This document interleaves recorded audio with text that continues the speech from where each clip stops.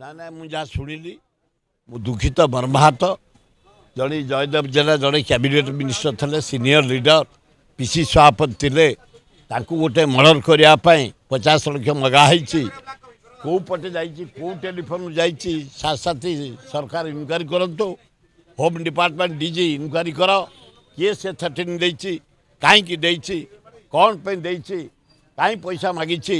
ଜଣେ ସିନିୟର ଲିଡରକୁ ଯଦି ଏଭଳିଆ କରାଯିବ ତାହେଲେ ଅନ୍ୟ ଲିଡର ମାନେ ଭୟଭୀତ ହେଇଯିବେ।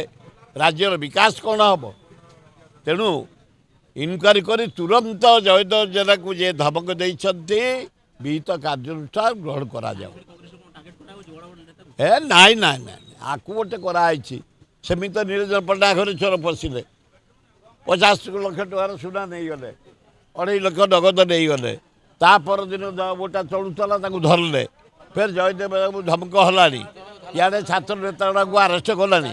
କଂଗ୍ରେସକୁ କିଲିକିଲିଆ କରିବା ପାଇଁ ବସିଛନ୍ତି ମୋହନ ସରକାର।